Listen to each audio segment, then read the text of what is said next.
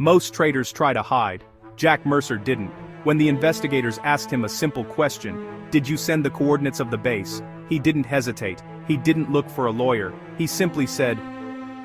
3 days later, the headlines were everywhere. A soldier sold his country. No one asked the second question. Why? Jack Mercer had spent 10 years in the military, not as a hero, not as a decorated commander, just a communications officer, the kind of job that keeps you behind screens instead of battlefields. His job was simple.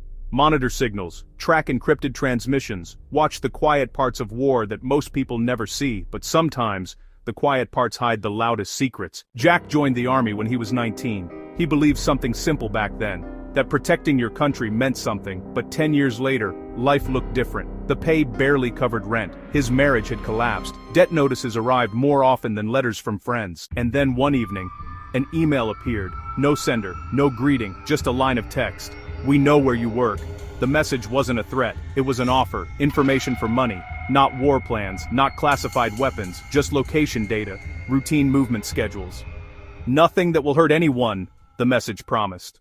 Attached was a number, more money than Jack had seen in years. He ignored it, at first, but the message returned, then again. Each time the offer grew larger, each time the explanation sounded simpler.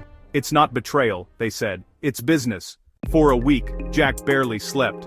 He stared at the message every night, trying to convince himself it was harmless, just data, just numbers, just one file. Eventually, he opened the system, one coordinate, one military base. He copied the file, and sent it. 10 minutes later, the money appeared. Just like that. 3 days later, the news broke. A surprise attack on a military base overseas, precision missiles, perfect timing, too perfect. Several soldiers were killed. Jack stared at the television in silence. Because the location on the screen was the exact file he had sent, the investigation didn't take long. Military systems track everything, every login, every file, every keystroke. Soon, the investigators sat across from Jack. "Did you send the coordinates?" Jack nodded. They expected excuses, fear, regret. But Jack said almost nothing. The trial lasted less than a month. The verdict was obvious. Guilty. A soldier who sold out his own country. The public hated him. The army erased him, and Jack Mercer disappeared into a prison cell. Years passed. The world forgot his name, but one person didn't. A journalist named Michael Reeves. He had covered the original attack, and something about the story had never made sense. The strike had been too precise, too targeted, almost as if the attackers knew exactly who they wanted. Michael spent years digging, requesting documents, interviewing former intelligence officers, until one detail changed everything. The attack on the base was never meant to hit the soldiers. It was meant to hit one man, a senior officer stationed there. That officer had a secret, one no one knew at the time. He was a double agent, selling far more dangerous information than Jack ever could. The strike wasn't random, it was an assassination, a covert operation meant to eliminate the traitor inside the base. Michael kept digging, and eventually he found something else. A message buried deep inside old military archives, sent hours before the attack, to one person.